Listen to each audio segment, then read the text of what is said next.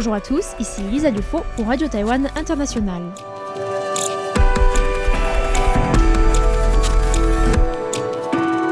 C'est l'heure de la revue Asie-Pacifique, une sélection de sujets d'actualité alternée d'émissions thématiques sur l'Asie-Pacifique.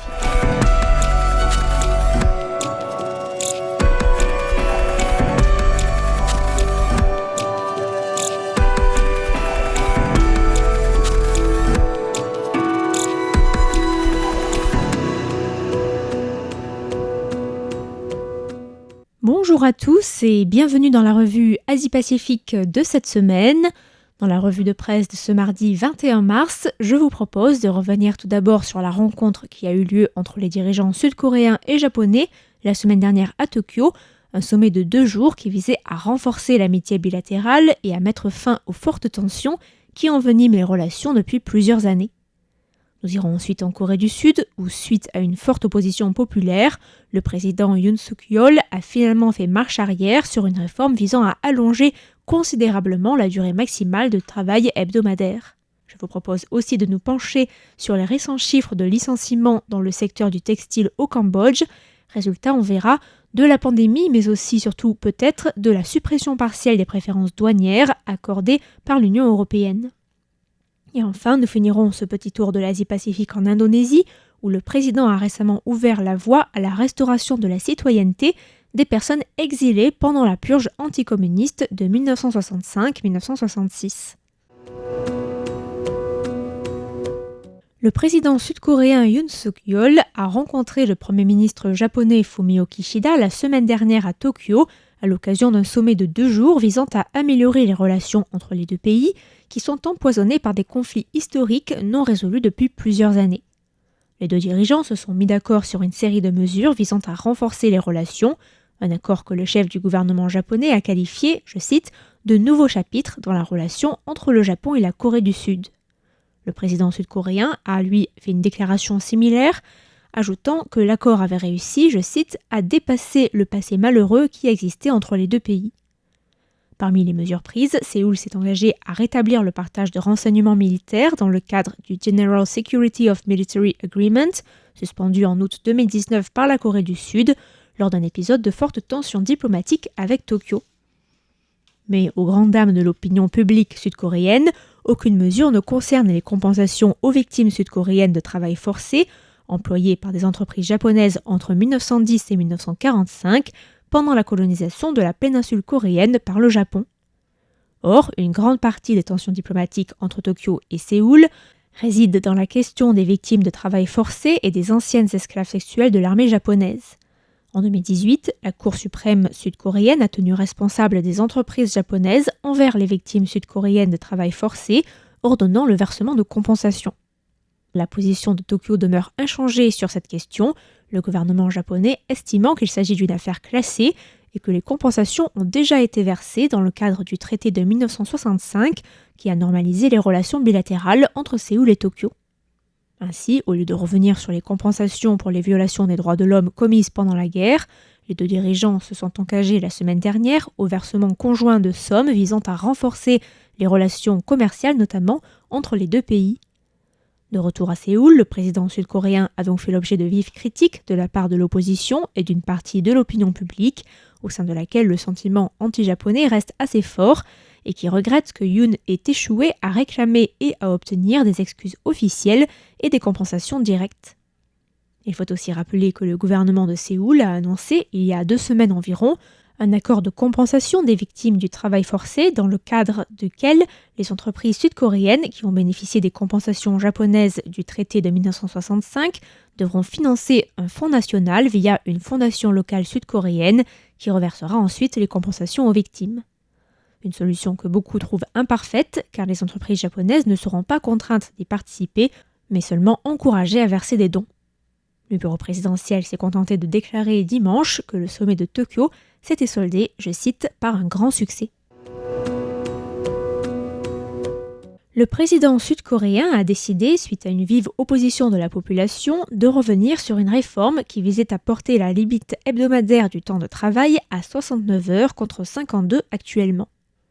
La législation actuelle en Corée du Sud prévoit une semaine de 40 heures, avec une limite de 12 heures d'heures supplémentaires, soit au total 52 heures maximum.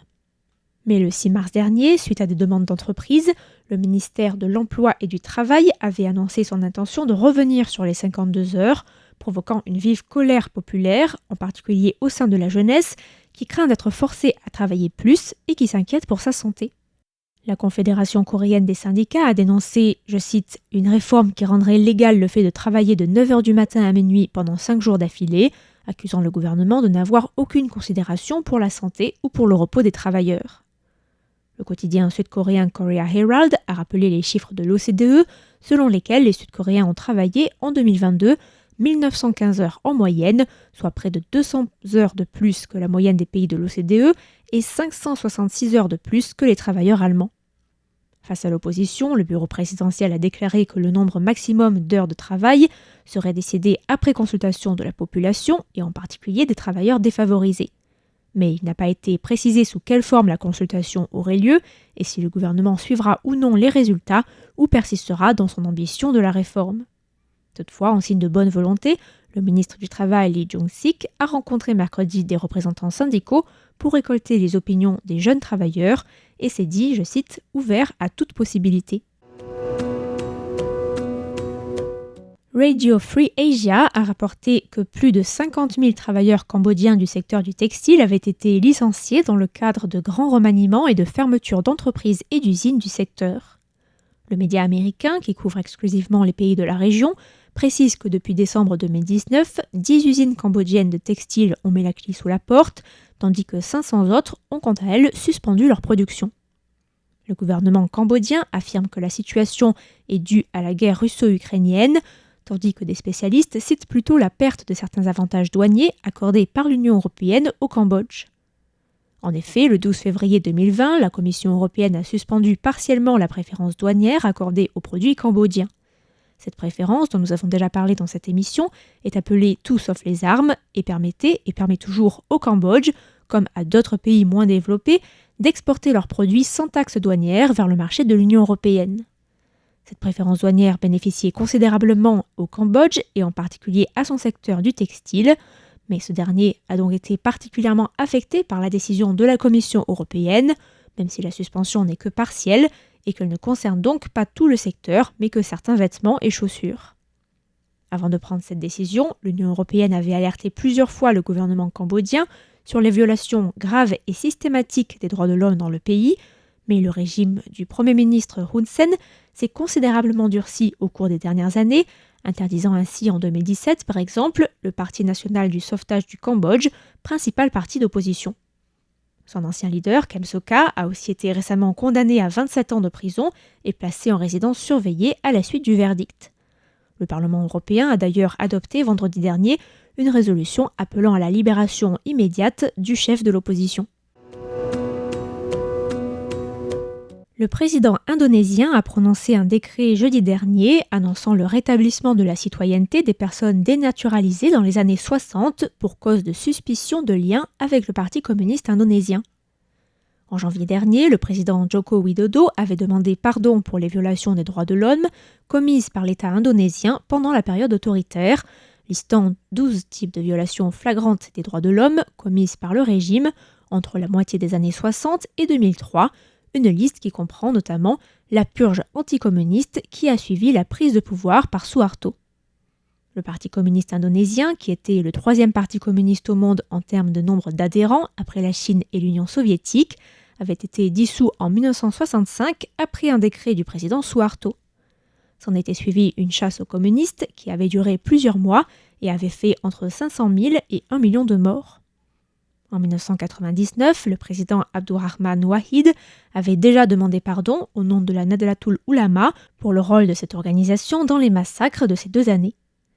Le chef de l'État avait alors invité les anciens membres du PKI exilés à rentrer au pays et avait proposé également de lever les restrictions concernant l'idéologie marxiste-léniniste, décrétée illégale par le président Suharto, un décret qui reste toujours en vigueur aujourd'hui dans l'archipel. Mais Abdurrahman Wahid avait dû faire marche arrière face à la forte opposition des groupes musulmans conservateurs.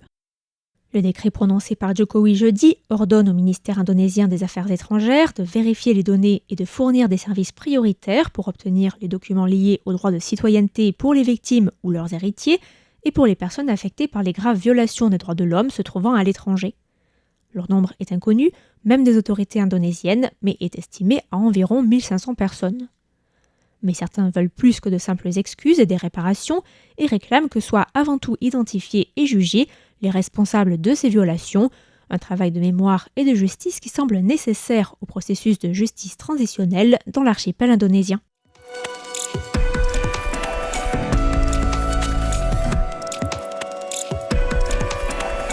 C'était la revue Asie-Pacifique de cette semaine, présentée par Lisa Dufaux pour Radio Taïwan International. Merci de votre écoute et à la semaine prochaine.